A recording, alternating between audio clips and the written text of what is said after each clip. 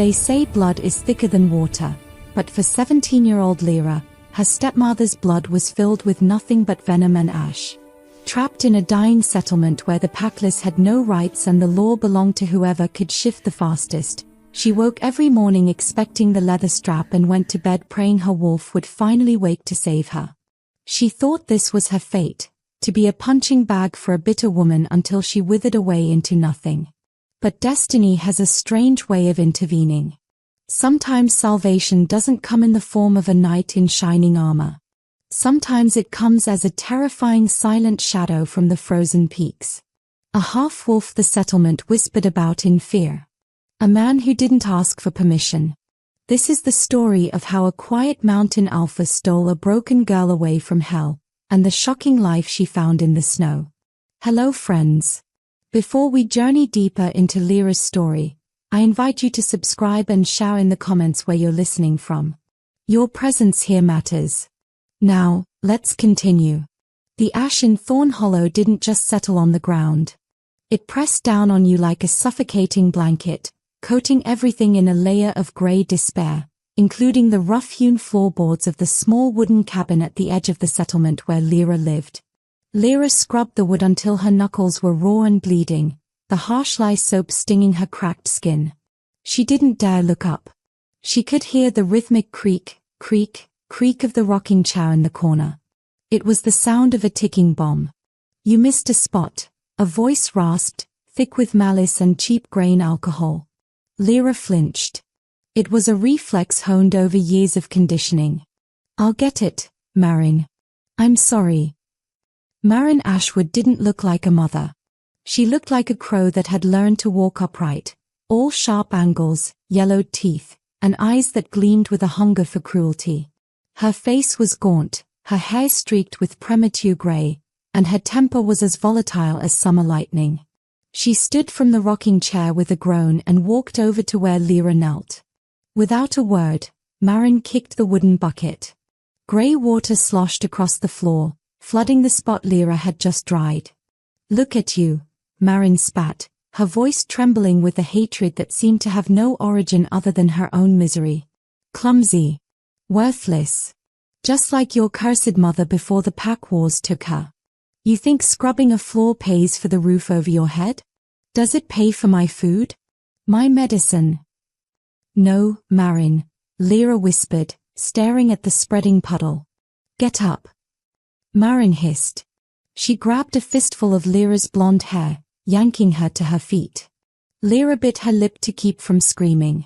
She had learned long ago that screaming only made the beatings last longer. Marin's other hand found the leather strap hanging on the wall, the one with the brass rivets. Since you can't clean properly, maybe pain will teach you focus. The first strike landed across Lira's shoulders. Then another. And another. Lira counted them silently, as she always did.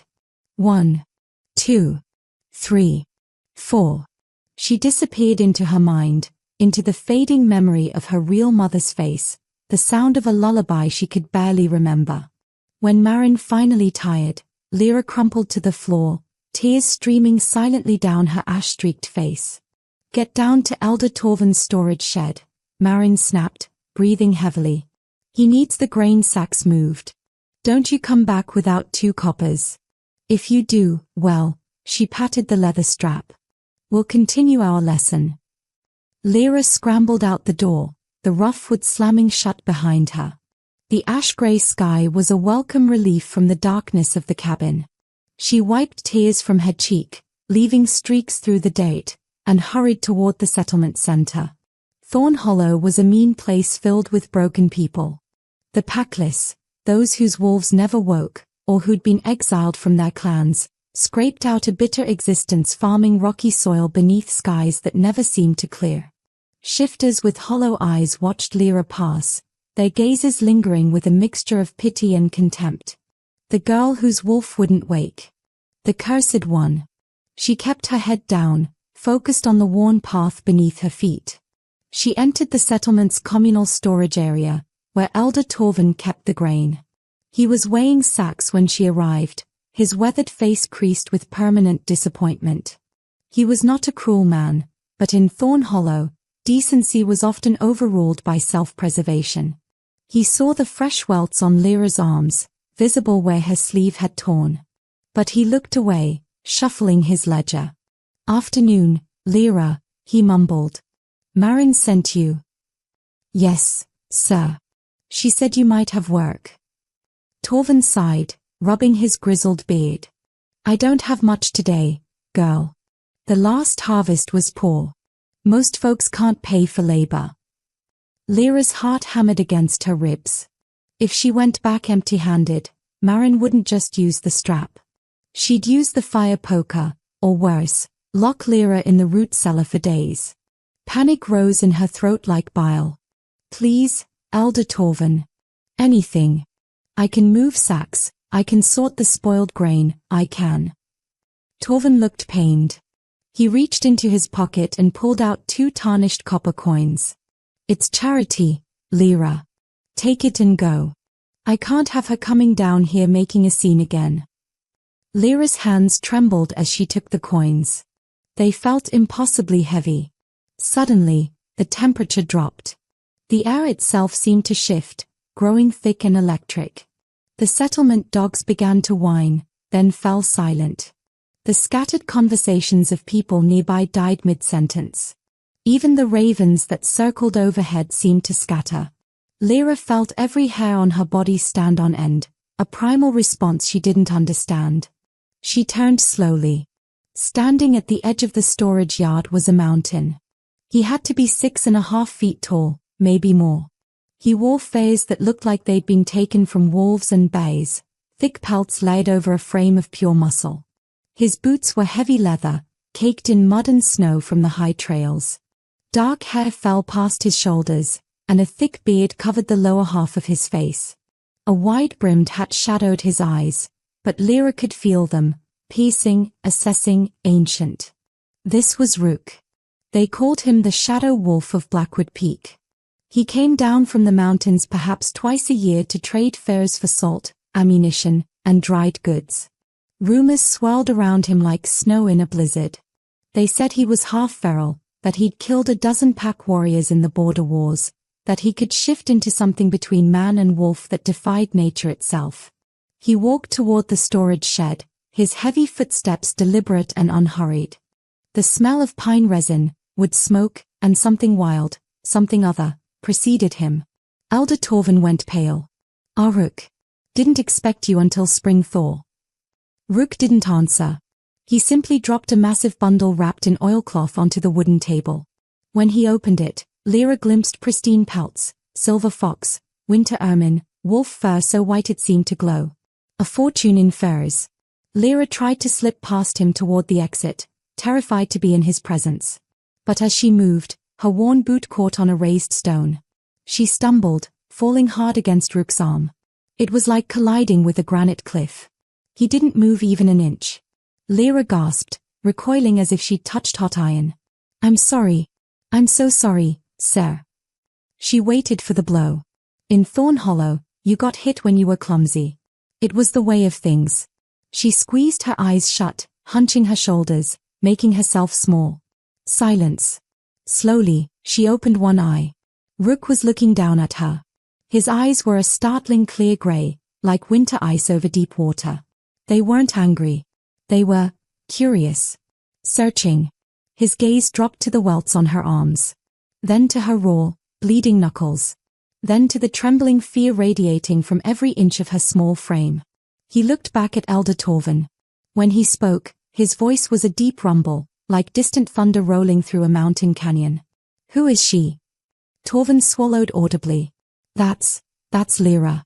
Marin Ashwood's stepdaughter." Rook's eyes returned to Lira, and for one terrifying moment, she thought he might hurt her for the collision. Instead, something shifted in those winter-grey eyes. Something that looked almost like recognition. Or fury. The silence in the storage yard stretched like a bowstring pulled too tight. Lira could feel the weight of Rook's gaze on her, heavy, assessing, impossibly intense. She wanted to run, to disappear into the ash-grey landscape, but her feet might as well have been rooted to the ground. Elder Torvin cleared his throat nervously. She's packless, Rook. Her wolf never woke. Marin took her in after her mother died in the border wars. It's charity, really. The girl works for her keep. Rook's jaw tightened beneath his beard. His eyes never left the welts on Lira's arms, the purple bruise blooming on her cheekbone, the way she held herself, small, broken, expecting pain. Packless, he repeated, his voice like gravel grinding against stone. Or dormant. Torvin blinked, confused. What's the difference? Rook didn't answer. Instead, he reached out slowly, giving Lira time to flinch away if she wanted to. When she didn't move, frozen in terror, his massive hand gently turned her arm, examining the fresh welts more closely. His touch was surprisingly careful, as though he were handling something fragile and precious. How long? He asked quietly. I don't understand, Lira whispered, her voice barely audible. How long has she been hitting you? The question landed like a stone in still water. No one had ever asked before. No one had ever cared. Since my father married her. I was 7. 10 years. The words hung in the air like smoke. Rook released her arm and straightened to his full, intimidating height. He turned to Torvin. Where does the woman live? Now wait just a moment. Torvin started, but the look Rook gave him could have frozen a river mid-flow. Where does she live? Torvin pointed with a shaking hand toward the cluster of cabins at the settlement's edge. The one with the blue door. But Rook, Marin's got a mean streak. She won't take kindly to. Rook was already walking, his long strides eating up the distance. He didn't ask Lira to follow. He simply expected it.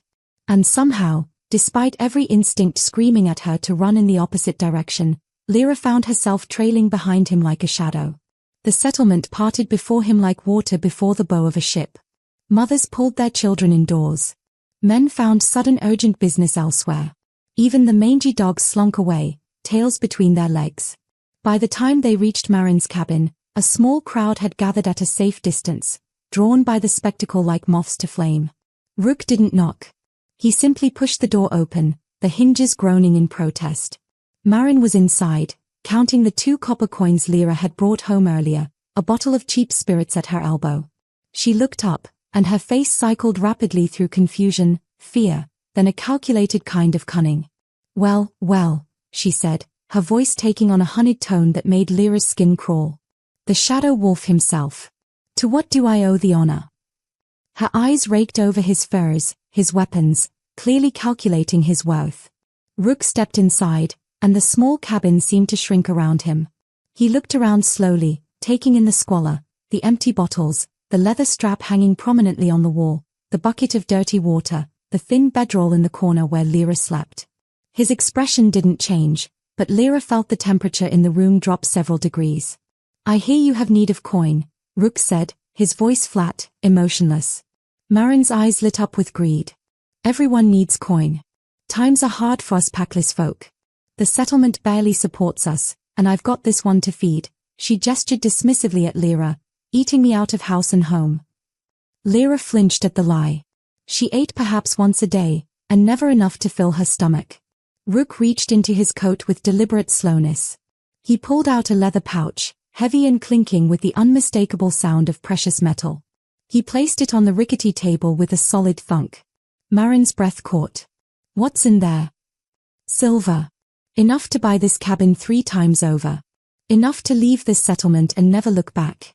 Enough to drink yourself into the grave if that's your wish. Marin's fingers twitched toward the pouch, but she held back, suspicious. What do you want for it? I've got some stored grain, some preserved meat from last autumn.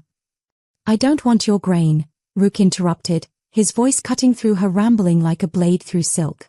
Then what? Marin's eyes narrowed. You're not exactly known for charity, Shadow Wolf. Rook slowly, deliberately, lifted one finger. He pointed directly at Lira. Ha! The word fell into the room like an executioner's axe. Lira felt the blood drain from her face. The room seemed to tilt beneath her feet. Marin's mouth opened, then closed. She looked at Lira, then at the heavy pouch of silver, then back at Lira. Her expression was one of pure calculation, no shock, no maternal outrage, just cold arithmetic. You want to buy her? Marin said slowly, a cruel smile beginning to form. Like livestock. I want to remove her from your custody, Rook corrected, his voice like iron. Call it whatever you like. And what exactly do you plan to do with the packless girl? Marin's tone was mocking, but her hand was already creeping toward the pouch. That, Rook said quietly, is not your concern. Do we have an agreement? Lira wanted to scream, to protest, to run. But where would she go? Back to this cabin? To the leather strap and the fire poker and the endless cycle of pain? At least with Rook, the end might be quicker. Cleaner. Marin untied the pouch and poured a few silver coins onto the table. Her eyes went wide, each coin was pure silver, marked with the old pack symbols. This wasn't settlement currency. This was real wealth. Done, Marin said instantly, sweeping the coins back into the pouch and clutching it to her chest. Take her. She's more trouble than she's worth anyway. Eats too much, works too slow, and that wolf of hers will never wake. Cursed blood, just like her mother. Rook's eyes flashed with something dangerous, but his voice remained steady. If I hear you've spoken of this transaction to anyone beyond this room, I will return. And I will not bring silver next time. It wasn't a threat. It was a simple statement of fact. Marin clutched her silver tighter and nodded quickly. Rook turned to Lira. Get your things. Lira stood frozen, her mind unable to process what was happening. I don't have. Her voice trailed off. She owned nothing. Nothing except. She moved to her corner, knelt down, and pried up the loose floorboard. Tucked underneath was her only possession, a small carved wooden wolf her mother had made, worn smooth from years of Lira holding it during the worst nights. She clutched it to her chest and stood. I'm ready. Rook studied her for a long moment, something unreadable crossing his features. Then he pulled off his outer fur cloak and draped it over her shoulders. It was massive on her small frame, still warm from his body heat, and it smelled like pine and snow and something wild that made her wolf-less instincts shiver. Come, he said simply, and walked toward the door. Marin didn't even look up from counting her silver. Don't come crying back when he's done with you, she called out, her voice already slurred from the bottle she'd opened. Lira followed Rook out into the ash-grey morning. The crowd that had gathered whispered and pointed, but no one intervened. No one ever did. As they walked away from the only home she'd ever known, Lira took one last look back. The cabin with the blue door looked even smaller and more pathetic from a distance. It had never been a home. It had been a prison. And now she was walking toward the mountains with a man the settlement called a monster, a shadow, a killer. She should have been terrified. Instead, she felt something she hadn't felt in 10 years, the faint, fragile stirring of hope. They walked in silence through Thornhollow's narrow pathways, past the communal well where women stopped their gossip to stare, past the smokehouse where men pretended not to notice but tracked every step. Lira kept her head down, swimming in Rook's massive fur cloak, her small carved wolf clutched so tightly in her hand that the wooden edges bit into her palm. Rook's wagon waited at the settlement's edge, a sturdy buckboard hitched to 2 massive draft horses, both dark as midnight. The horses stamped and snorted as they approached, but when Rook placed a hand on the nearest one's neck, they stilled immediately. He turned to Lira and gestured to the wagon bed. Get in. Lira hesitated, staring at the weathered wooden planks. Once she climbed into that wagon, there was no going back. The settlement would disappear behind her. Marin would spend her silver on drink. And Lira would belong to the shadow wolf. I won't ask twice, Rook said, but his tone wasn't harsh. Just matter-of-fact. Lira grabbed the side of the wagon and pulled herself up, her muscles trembling from exhaustion and fear. The bed was lined with more fares and held supplies, sacks of grain, ammunition boxes, coils of rope, and a rifle secured against the side rails. Rook climbed onto the driver's bench with surprising grace for such a large man. He took up the reins, clicked his tongue once, and the horses began to move. As the wagon rolled forward, Lira watched Thornhollow shrink behind them. The ash-grey cabins, the perpetually clouded sky, the people who had watched her suffer for 10 years without lifting a finger, all of it fading into the distance. Good riddance, she thought, surprising herself with the venom in her own mind. They traveled for perhaps an hour in complete silence. The landscape gradually transformed around them, the barren, ash-covered settlement giving way to scrub brush, then to sparse pine trees, then to proper forest. The air grew cleaner, sharper, carrying the scent of snow from the high peaks ahead. Lira shivered despite the fur cloak. She had never been this far from the settlement. Never. The farthest she'd gone was to the stream where the women washed clothes, barely a mile from the cabins. Finally, unable to bear the silence any longer, she spoke. "Where are you taking me?" Rook didn't turn around. "My territory. In the mountains." "And then what?" Her voice was barely above a whisper. "Then you live." The simplicity of the statement caught her off guard. "I don't understand." This time, Rook did turn his head slightly, enough that she could see his profile, the strong jaw beneath the beard, the sharp line of his nose, the way his eyes scanned the tree line constantly, alert for threats. "That woman was killing you," he said flatly. "Slowly. Another year, maybe 2, and you'd be dead. Infection from the beatings. Starvation. Or she'd go too far one night with that fire poker." Lyra's throat tightened. She knew he was right. She'd thought the same thing herself during the darkest nights. "So you bought me to save me?" She couldn't keep the skepticism from her voice. "Nobody does that. There's always a price." "There is a price," Rook agreed. "But not the one you're thinking." "Then what?" He was quiet for a long moment, guiding the horses around a fallen log. When he finally spoke, his voice was rougher, weighted with something Lira couldn't identify. "You work. You learn. You earn your keep by helping maintain the cabin, processing game, gathering what can be gathered. In return, you get food, shelter, safety, and training." "Training?" Lira repeated. "Training in what?" "Survival. How to read the forest. How to track. How to defend yourself." He paused. "How to wake your wolf, if she's sleeping and not dead." Lyra's breath caught. "You think my wolf isn't dead?" "I know she isn't." "How could you possibly?" "Because I can smell her," Rook interrupted, his voice absolute. "Faint. Buried deep. But there. Dormant doesn't mean dead, girl. It means waiting." Lira wanted to believe him. Gods, she wanted to believe him so badly it hurt. But she'd spent 10 years being told she was cursed, broken, wrong. "And if you're wrong?" she asked quietly. "If I'm just packless? Just human? Then you're still safer with me than with her." He glanced back again, and this time his grey eyes held something that might have been kindness.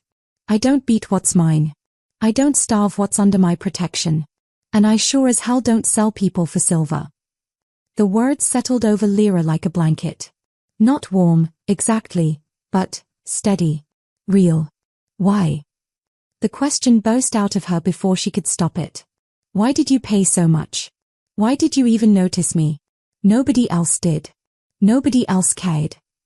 Rook was quiet for so long that Lira thought he might not answer. The wagon creaked and rattled over the increasingly rough terrain, climbing steadily upward. Finally, "I was you once." Lira blinked. "What?" "Different circumstances.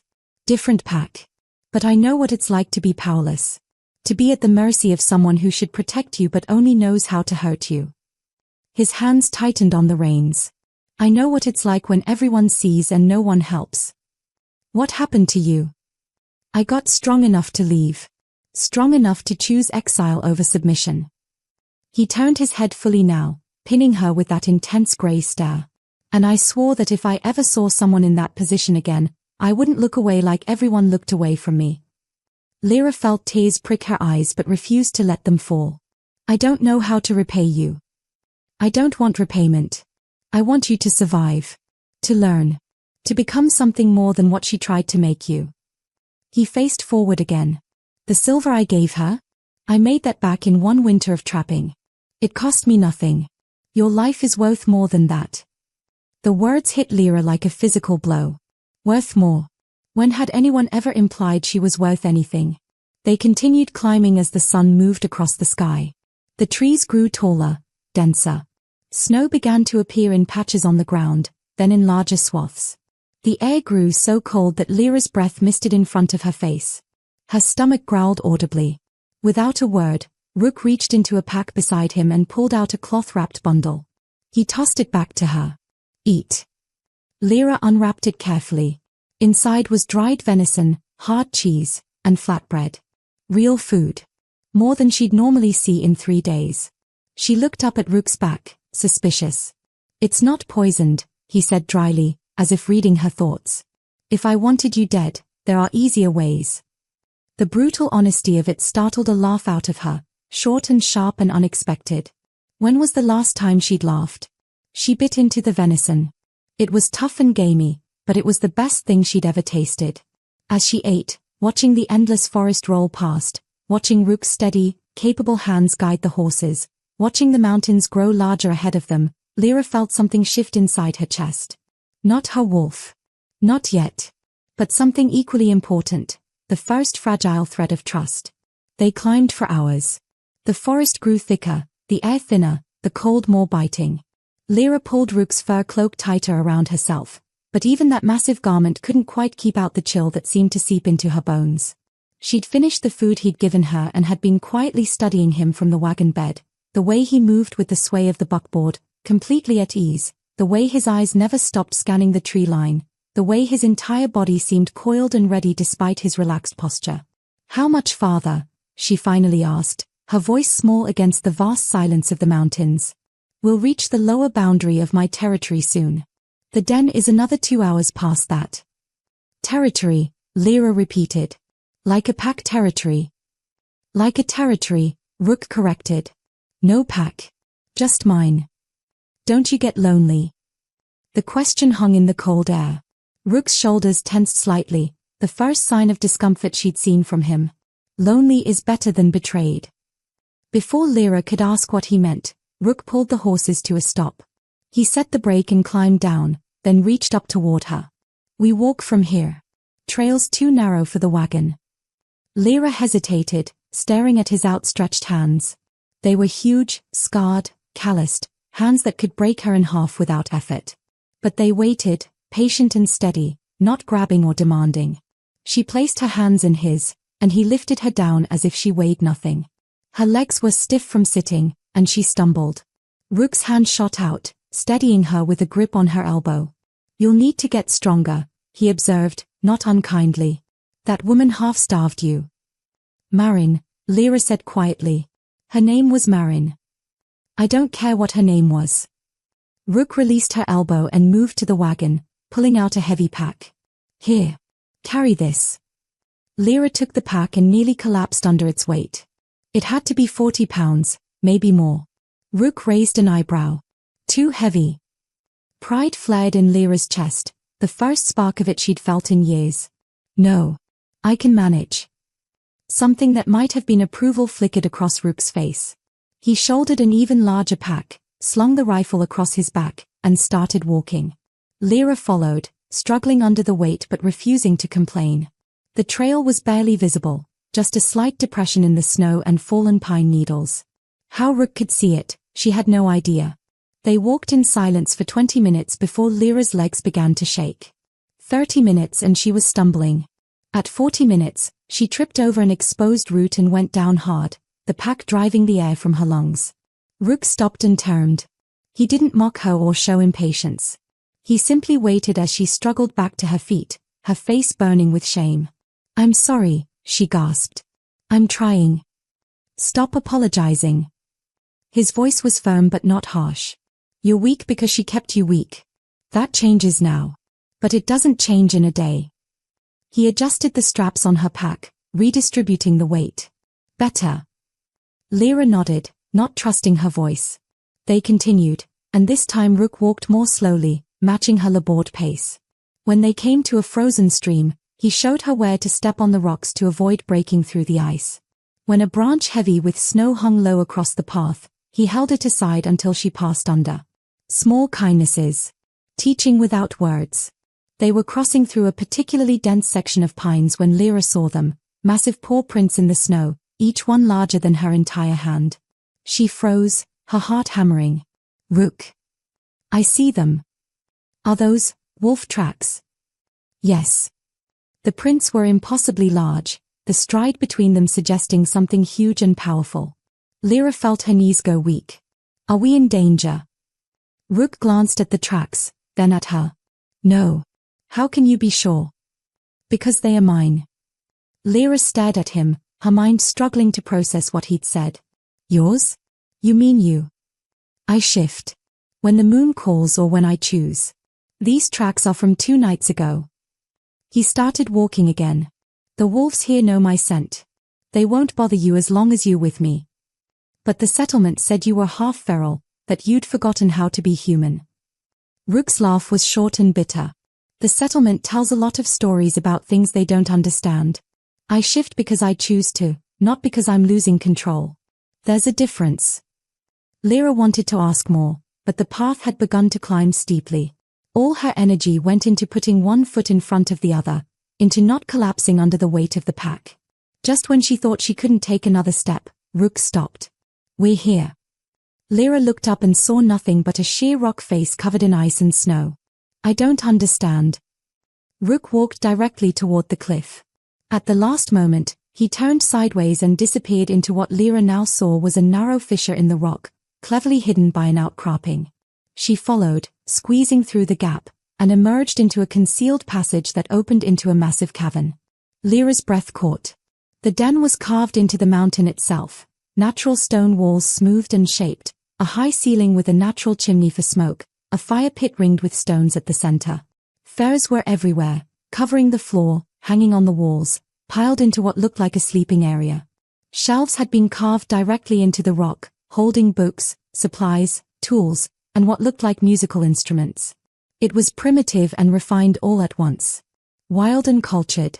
Like Rook himself. This is. Lira couldn't find words. Rook set down his pack and began building a fire with practiced efficiency. This is home. Your chamber is through there. He gestured to a smaller passage leading off the main cavern. Lira set down her pack with a groan of relief and walked to the passage. The chamber beyond was smaller but still spacious, with its own pile of furs, a shelf carved into the wall, and there's a lock, she said, her voice barely above a whisper. On the inside, Rook confirmed from the main cavern. Your space. Your safety.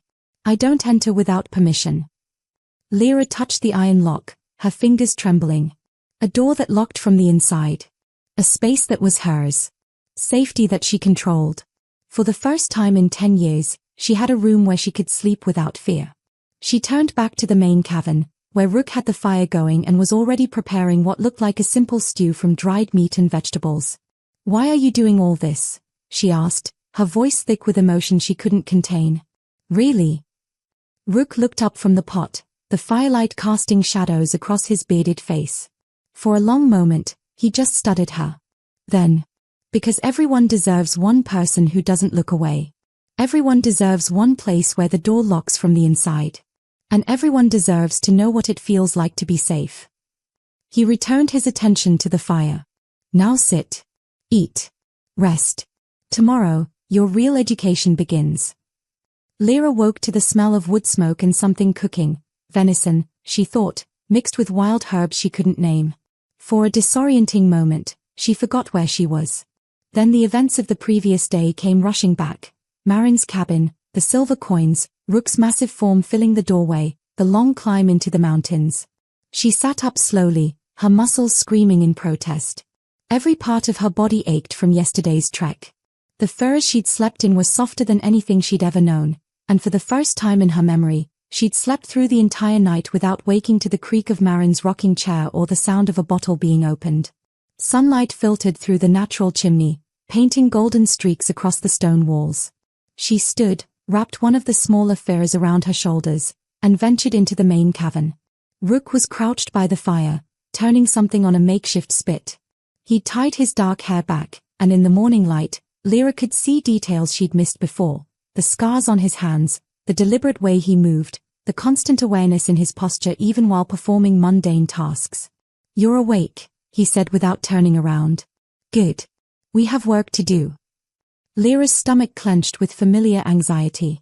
Work meant punishment if it wasn't done right. Work meant, eat first. Rook interrupted her spiraling thoughts, as if he could sense them. He handed her a wooden plate with roasted meat and what looked like root vegetables. Can't learn on an empty stomach. The food was simple but expertly prepared. Lira ate slowly, savoring each bite, still half expecting it to be taken away. When you're finished, Rook said, settling across from her with his own plate, we start with tracking. The snow makes it easier to read signs. You'll learn to identify what passed through, when, and where it was heading. What if I'm not good at it? The question slipped out before she could stop it. Rook's grey eyes met hers. Then you practice until you are. Skill isn't born, Lira. It's built. One step, one lesson, one failure at a time. The matter-of-fact tone steadied her. No anger. No impatience. Just simple truth. They spent the morning in the forest surrounding the den. Rook moved through the snow with barely a sound, pointing out tracks, disturbed branches, patches of fur caught on bark. His voice remained low, and even as he explained what each sign meant. Here, he said, kneeling beside a set of prints. Rabbit. See how the back paws land ahead of the front? That's how you identify them. Now you find the next set. Lira studied the snow, her eyes straining to see what Rook saw so easily. At first, everything looked the same, just white interrupted by tree trunks and shadows. But gradually, her vision adjusted. She spotted a slight depression in the snow 10 feet away. There. Good. Rook stood. Keep going. She followed the trail for 30 yards before losing it near a cluster of rocks. Frustration bubbled up in her chest. I lost it. Where did you lose it? By those rocks. Then that's where you start looking again. Tracks don't just disappear. They redirect. Lira circled the rocks, and there, a tiny tuft of fur caught on rough stone. The rabbit had squeezed through a gap she'd overlooked. I found it. Something that might have been a smile tugged at Rook's mouth. Then follow it. They tracked the rabbit until it vanished into a burrow, then moved on to deer tracks, bird scratches in the bark, the distinctive gait of a fox. By the time the sun reached its peak, Lira's head was spinning with information, but her body thrummed with something unfamiliar, satisfaction. She was learning. Actually learning something useful, something that belonged to her. That afternoon, Rook taught her to build a proper fire, not the desperate smoky affairs she'd managed in the settlement, but controlled flames that produced heat without wasting wood. His hands guided hers, showing her how to arrange kindling, how to angle the larger pieces, how to read the smoke. Fire is life in the mountains, he explained. Respect it. Master it. Never take it for granted. When her fire caught on the third try, burning clean and hot, Lira felt a surge of pride so strong it brought tears to her eyes. She blinked them back quickly. Rook noticed anyway. What is it? Nothing. I've never been good at anything before. You were never given the chance to be good at anything. He added another log to her fire. That changes now. Evening fell with startling swiftness in the mountains. They returned to the den, and Rook prepared another meal while Lira explored the bookshelves more thoroughly. Most of the volumes were in languages she couldn't decipher, old pack dialects, maybe, or something even more ancient. But one caught her eye, a leather-bound journal with no title. She pulled it down carefully, opened it to a random page, and saw Rook's handwriting, neat, controlled, surprisingly elegant. Exile is not punishment when you choose it. I walked away from a pack that valued dominance over dignity, power over protection. They called me weak for refusing their wars, their cruelty, their endless hierarchy of pain. I would make that choice again every day for the rest of my life. You read well for someone who was kept scrubbing floors. Lira jumped, nearly dropping the journal.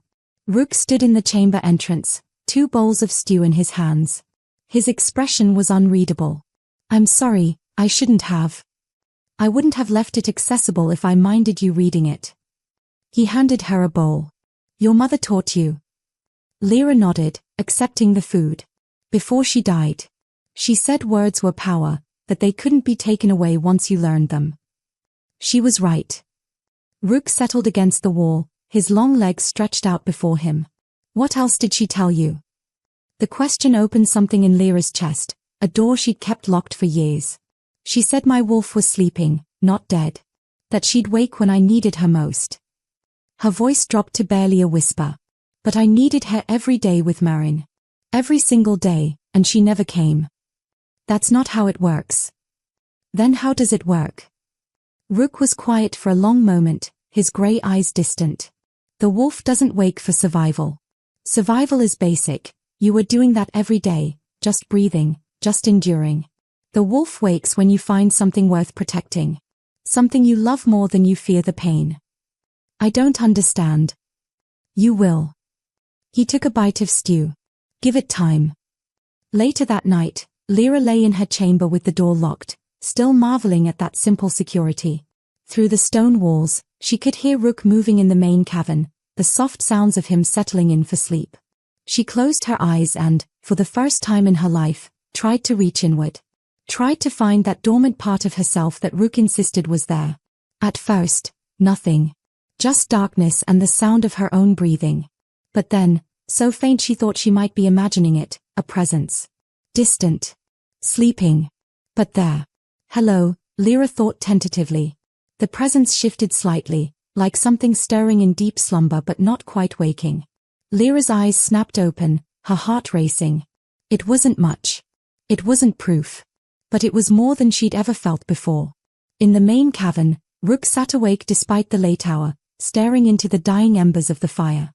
He'd sensed it too, that tiny flicker of awakening, faint as starlight but unmistakable. The girl's wolf was beginning to stir.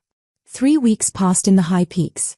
3 weeks of tracking lessons and fire building, of learning to read the sky for coming storms and identify which plants could heal and which could kill.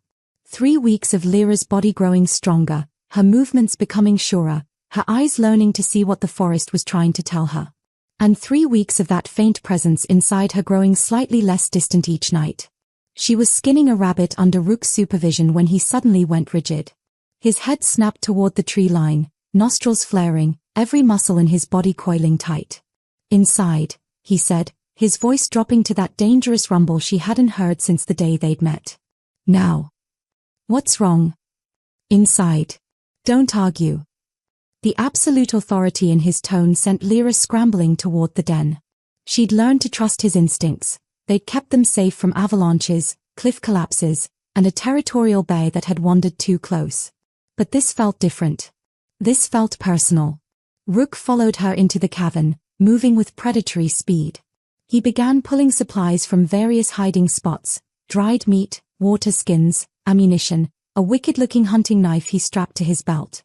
We're leaving, he said flatly. 5 minutes. Take only what you can carry. Rook, what's happening? Hunters. 5 of them, maybe 6. Moving fast up the mountain. His jaw clenched beneath his beard. They're tracking us. Lyra's blood turned to ice. How do you know? I can smell them. And I recognize one of their scents. He shoved a pack into her hands. Fill this. Food first, then your furs. Move. Her hands shook as she grabbed supplies, her mind racing. Who would track them all the way up here? The settlement didn't care enough. Marin had her silver Anne. The thought struck her like a physical blow. Marin told someone. Probably. Rook was loading his rifle with practiced efficiency. Doesn't matter now. What matters is getting you higher into the peaks where they can't. The door exploded inward. Not broken, just opened with such force that it slammed against the stone wall. 5 men poured into the den, spreading out with the coordination of experienced fighters. 4 carried rifles. The 5th, their leader, held something worse, silver chains that glinted in the firelight. He was tall, scarred, with eyes like frozen mud and a smile that made Lyra's skin crawl. Rook, the man said, his voice carrying mock friendliness. Been a long time, traitor. Rook positioned himself between the hunters and Lira, his massive frame a living wall. Garrett. You remember me. I'm touched. Garrett's smile widened. The pack sends their regards. Well, actually, they sent me with orders to kill you and bring back the girl. But semantics. Lira recognized 2 of the other men, settlement workers who used to watch her beatings with dead eyes. The other 2 were mercenaries, their weapons well maintained, their stances professional. You're not taking her, Rook said quietly. See, that's where you're wrong. Garrett took a step closer, the silver chains clinking. Your little stepmother was quite chatty after a few more drinks. Told us all about the golden-haired packless girl. Told us you paid a fortune in silver for her. made the pack very curious about why the great exile would spend so much on a worthless dormant. She's not. Oh, we know what she is now. Garrett's eyes slid to Lira with predatory interest. Dormant alpha. Rare bloodline.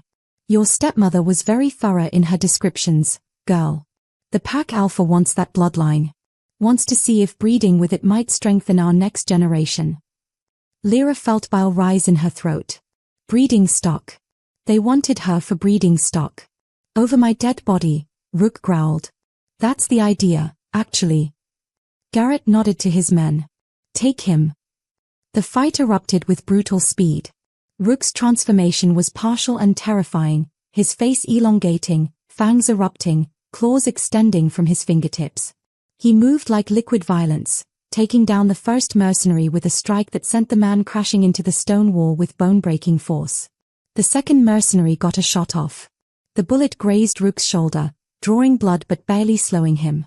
He grabbed the man's rifle, crushed the barrel with one clawed hand, and drove his fist into the hunter's solar plexus. But Garrett had planned for this. While Rook fought, the two settlement men circled around and grabbed Lira. She fought back, all those weeks of training exploding into action. She drove her elbow into one man's throat exactly as Rook had shown her, heard him choke and stumble. She kicked the other's knee with everything she had, felt something give. But they were stronger, desperate, and willing to hurt her. One of them yanked her hair, slamming her head against the stone wall. Stars exploded across her vision. Lira. Rook's roar shook the cavern. He tried to reach her, but Garrett was ready. The silver chains whipped out, wrapping around Rook's throat with practiced precision.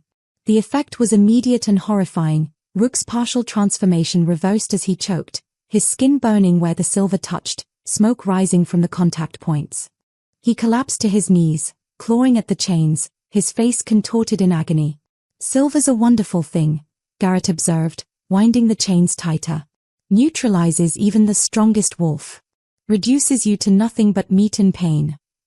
The settlement men dragged Lira toward the entrance.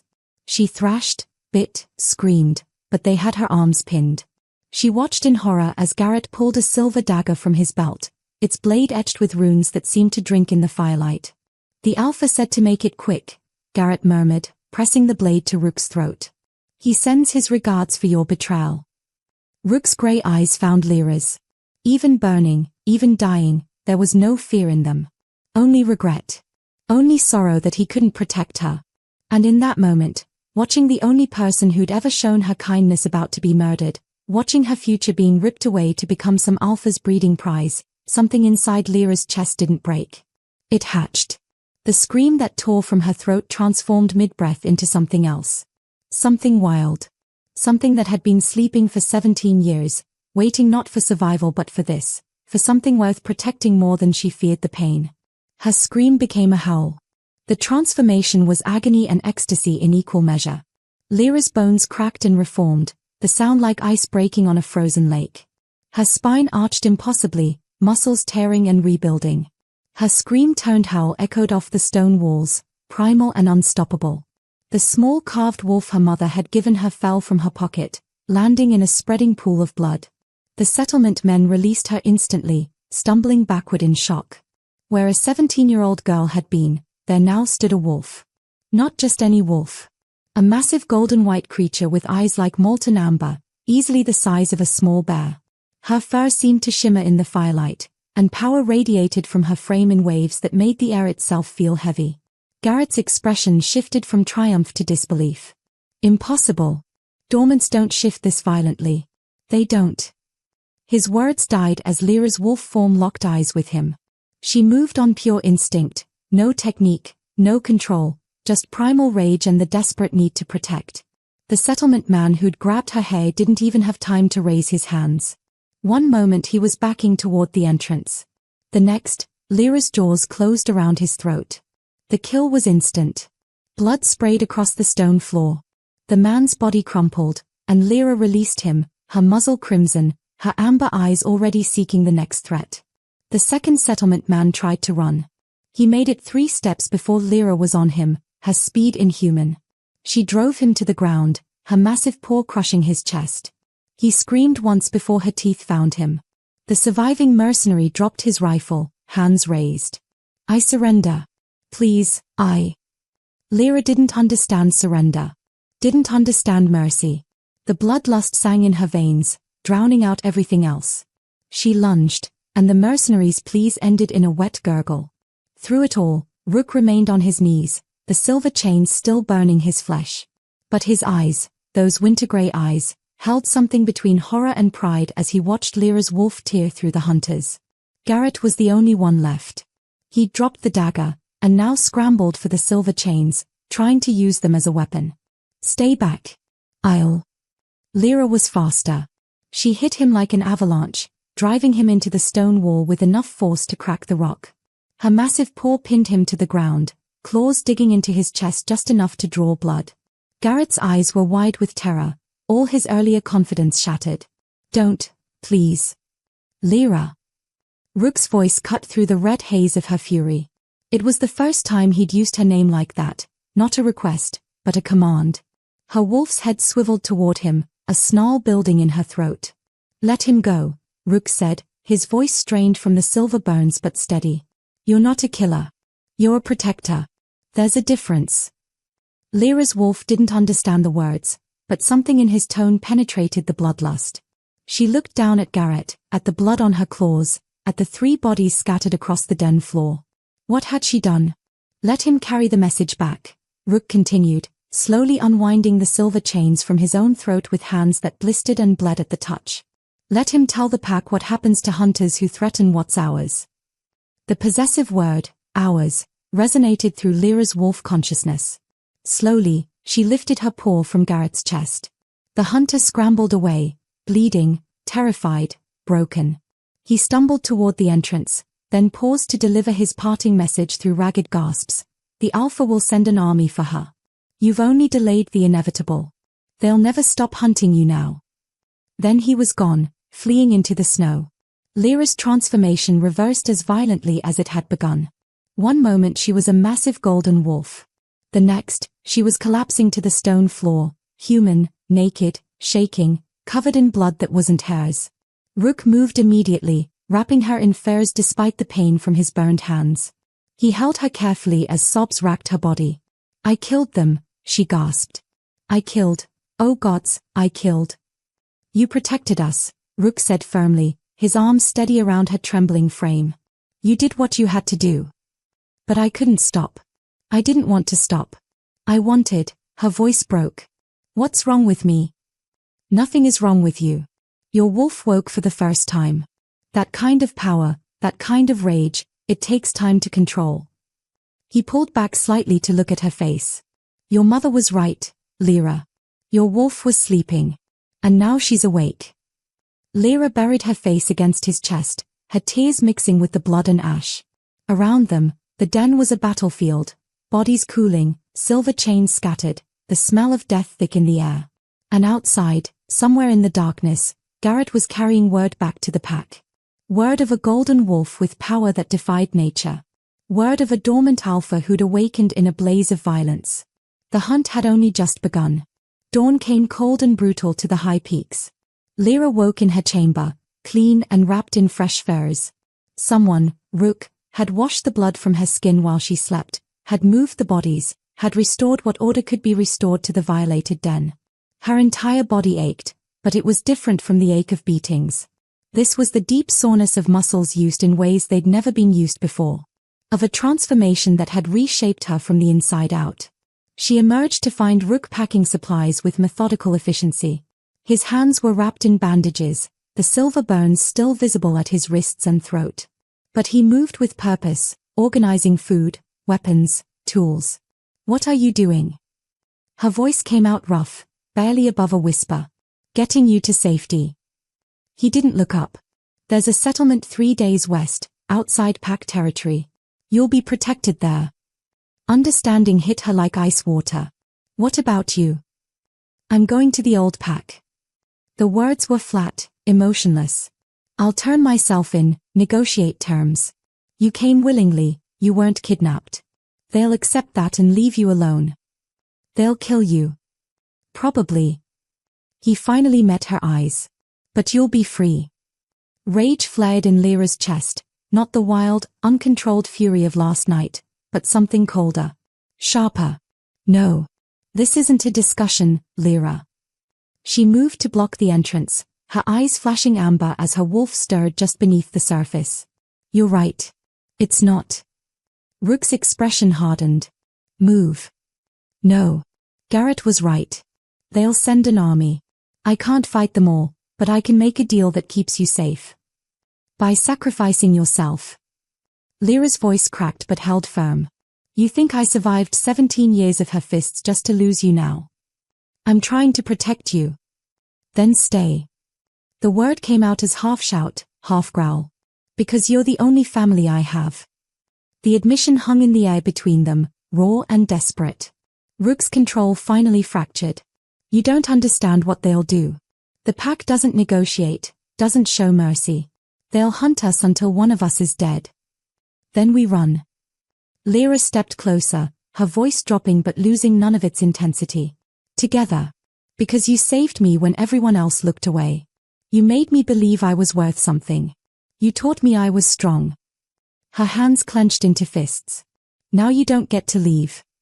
If I stay, we'll spend our lives running. Then we run. Tears streamed down her face, but her voice never wavered. Because you're my pack now. And I'm not losing my pack. Friends, if this story has moved you, if you felt Lyra's pain, her transformation, her fierce protection of the one person who showed her kindness, please like this video and subscribe. Share it with someone who needs to hear that chosen family can be stronger than blood.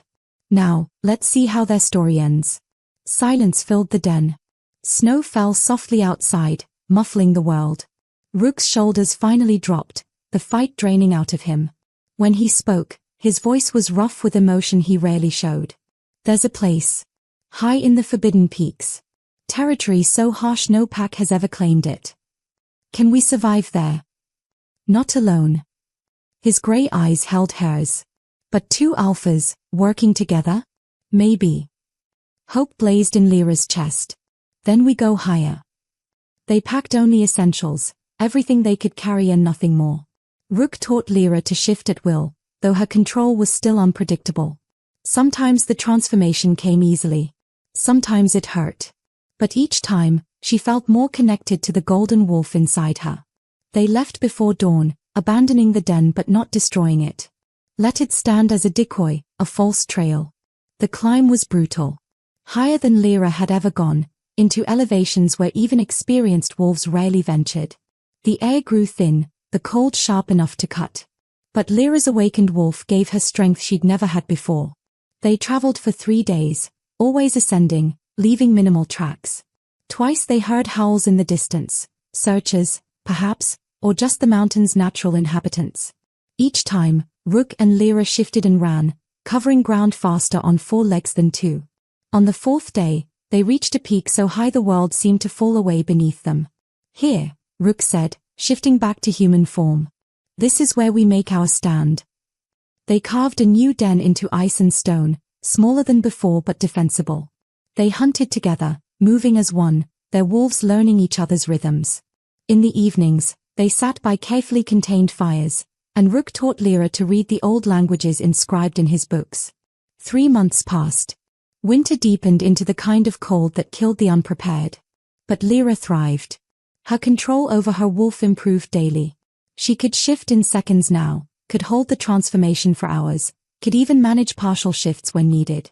One night, as they sat in their den watching stars burn through the thin mountain air, Lira broke the comfortable silence. Do you think they're still looking? Rook's arm tightened around her shoulders, a gesture that had become natural over weeks of survival together. Probably. But up here, we're ghosts. Legends. The golden wolf and the shadow. They'll never find us. Good. She leaned against him, safe and warm despite the killing cold outside. Do you regret it? Rook asked quietly, leaving everything behind. Lira smiled, a real smile, the kind she'd never been able to manage in Thorn Hollow. I left nothing behind. Everything I need is right here. And it was true. In this highest reach of the Forbidden Peaks, where the air was thin and the stars burned cold and bright, 2 wolves had built a kingdom no one could touch. The girl who'd been beaten became an alpha who'd never bow again. The exile who'd walked alone finally found his pack. They say blood is thicker than water. But Lira learned that chosen family, forged in fire and snow and transformation, was thicker than both. She never returned to the settlement. And she never looked back. The end.